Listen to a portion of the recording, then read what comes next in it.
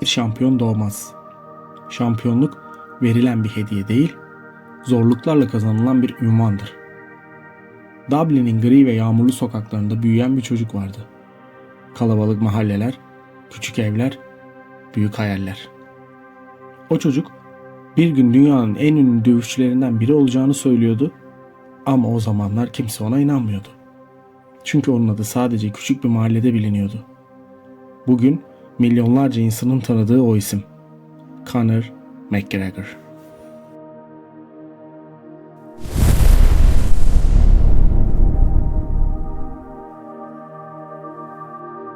Bu hikaye şöhretle başlamıyor.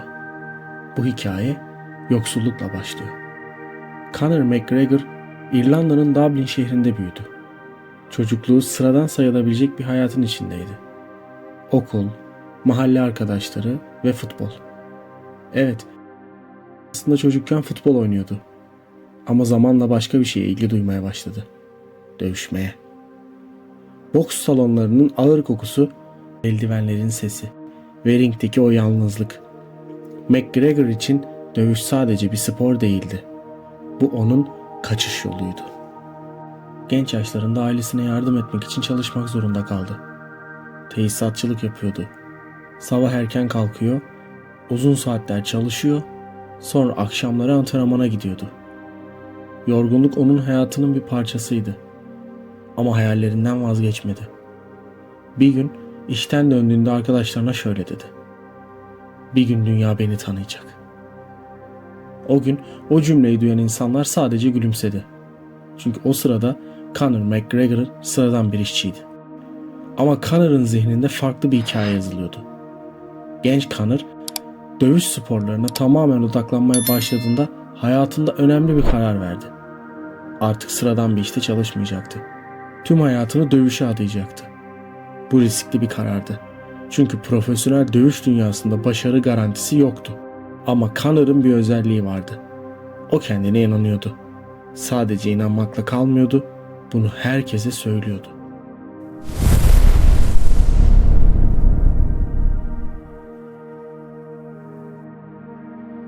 Conor'ın dövüş tarzı farklıydı. Hızlıydı, cesurdu ve en önemlisi rakiplerini korkutmayı biliyordu. Her dövüşten önce konuşuyordu. Rakiplerini küçümsüyordu ve kendisini şampiyon ilan ediyordu. Bu tavır bazı insanları sinirlendiriyordu. Ama aynı zamanda onu izlenmesi gereken bir karakter haline getiriyordu. Kısa sürede küçük organizasyonlarda dikkat çekmeye başladı.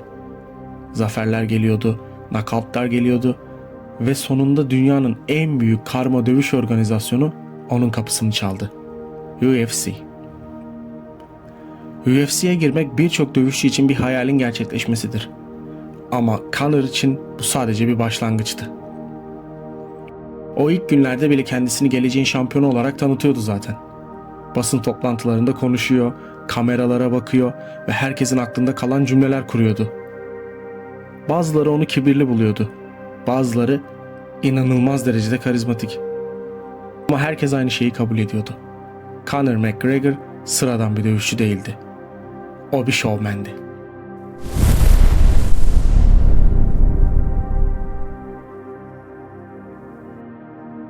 UFC'deki ilk dövüşleri büyük bir etki yarattı. Hızlı knockoutlar, agresif stil ve kendine olan sarsılmaz güven. Her maçtan sonra mikrofonu alıyor ve daha büyük rakiplere meydan okuyordu. Bu şovmen tavırlar kısa sürede yükselmesini sağladı. Tüm dikkatleri üstüne çekmişti. Ve sonunda o yıl geldi. 2015 yılı. UFC tüy siklet kemerinin sahibi uzun zamandır değişmemişti. O kemerin bir sahibi vardı. Ve o isim yıllardır aynıydı. Jose Aldo. Brezilyalı dövüşçü disiplinliydi, sessizdi. Aldo sadece bir şampiyon değildi. O bir hükümdardı.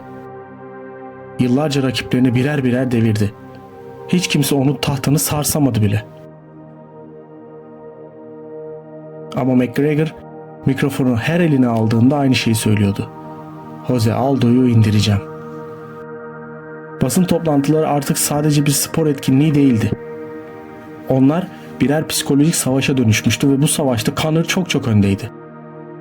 Dövüş gecesine kadar Aldo'nun zihnine çoktan girmişti bile Conor. Conor konuşuyordu, Aldo susuyordu. Conor gülüyordu. Aldo bakıyordu. Herkes gerilimi hissedebiliyordu.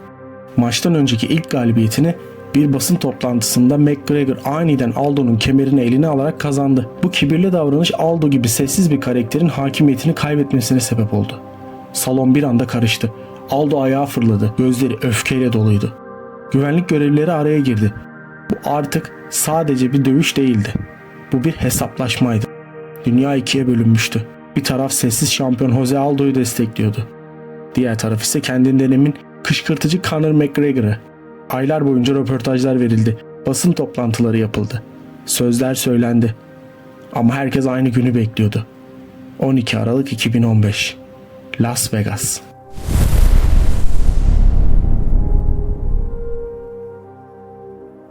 Arena doluydu. Binlerce insan nefesini tutmuştu. Kafes kapandı. Hakem iki dövüşçüyü ortada buluşturdu.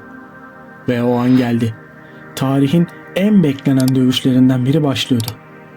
İki dövüşçü birbirine yaklaştı. Önce birbirlerini tarttılar. Sonra Aldo saldırmak için öne çıktı. Ve tam o anda Conor sol yumruğunu savurdu. Yumruk Aldo'nun çenesine isabet etti. Aldo yere düştü. Hakem araya girdi ve maçı bitirdi. Sadece 13 saniyede. Bazen bir hayatı değiştirmek için sadece bu kadar zaman yeterlidir. O gece Conor McGregor artık sadece bir dövüşçü değildi. O bir fenomendi. Şöhret hızlı geldi. Para hızlı geldi. McGregor artık spor dünyasının en tanınan yüzlerinden biriydi. Basın toplantıları dolup taşıyordu. Sosyal medya onu konuşuyordu.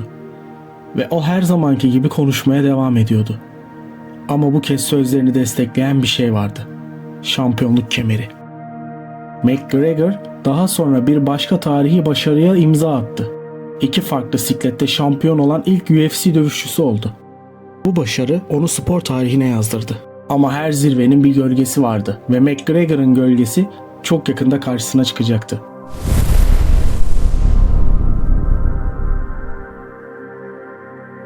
...2018 yılında spor dünyasının en büyük rekabetlerinden biri başladı. Rakip Khabib'ti. Sessiz, disiplinli ve ringde son derece tehlikeli. Bu iki karakterin çatışması kaçınılmazdı. Ve sonunda o gece geldi. Maç başladığında atmosfer elektrik gibiydi. McGregor saldırmaya çalıştı ama Khabib farklı bir planla gelmişti. Güreşecekti. Ve sonunda Khabib McGregor'ı pes ettirdi. O gece UFC tarihinin en çılgın gecelerinden biri olarak kaydedildi. Bu yenilgi Conor'ın kariyerinde bir dönüm noktasıydı.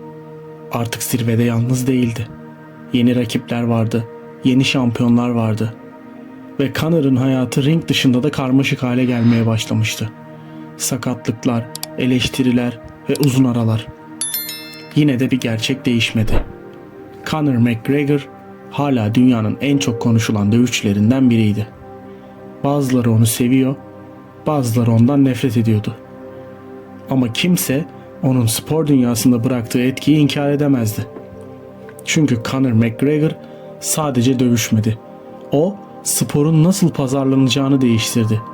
Nasıl konuşulacağını değiştirdi. Ve belki de en önemlisi, bir hayalin ne kadar büyük olabileceğini gösterdi.